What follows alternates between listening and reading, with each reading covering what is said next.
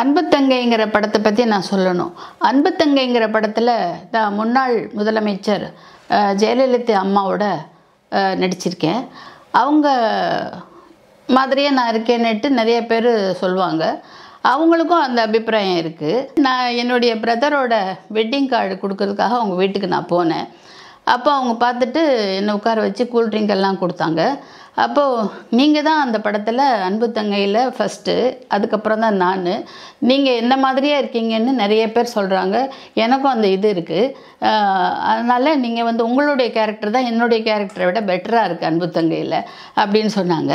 அப்போ நீங்கள் நிச்சயமாக கல்யாணத்துக்கு வந்துடணும் அப்படின்னு சொன்னதுக்கு, இங்கே பக்கத்தில் தானே ராஜேஸ்வரி கல்யாண மண்டபம் தானே, நான் நடந்தே வந்துடுவேன்னு சொல்லிவிட்டு அந்த கல்யாணத்தில் அட்டன் பண்ணாங்க. எனக்கு ரொம்ப சந்தோஷம். அதுக்கப்புறம் தான் அவங்க முதலமைச்சர் ஆனது. அந்த சமயத்தில் அவங்க முதலமைச்சராக இல்லை.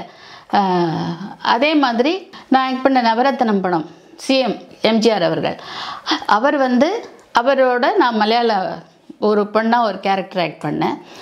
அவர் எனக்கு அந்த டைலாக்ஸ் எல்லாம் நான் ப்ராக்டிஸ் பண்ணிகிட்டு இருக்கும்போது அவரும் சொல்லி கொடுப்பாரு.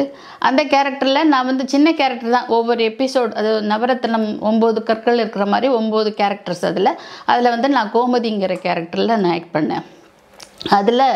அது சின்ன கேரக்டராக இருந்தாலும் ரொம்ப இம்ப்ரெசிவாக ஜனங்க மத்தியில் ரொம்ப அருமையாக இருந்தது. அவரோட 2-3 படம் நான் மிஸ் பண்ணால் கூட எப்படியோ அவரோட நடிக்கணுன்ற ஒரு இது இருந்திருக்கு.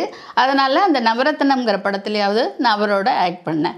நினைத்தே முடிப்பவன், அதில் எம்ஜிஆர் அவர்களோட சிஸ்டராக ஆக்ட் பண்ணுறதுக்காக என்ன ஒப்பந்தம் பண்ணுறதுக்கு கூப்பிட்டாங்க. ஆனால் அதிலே நடிக்க முடியாமல் போயிடுச்சு. அந்த கேரக்டருக்கு எனக்கு பதிலாக சாரதா அவங்க ஆக்ட் பண்ணாங்க.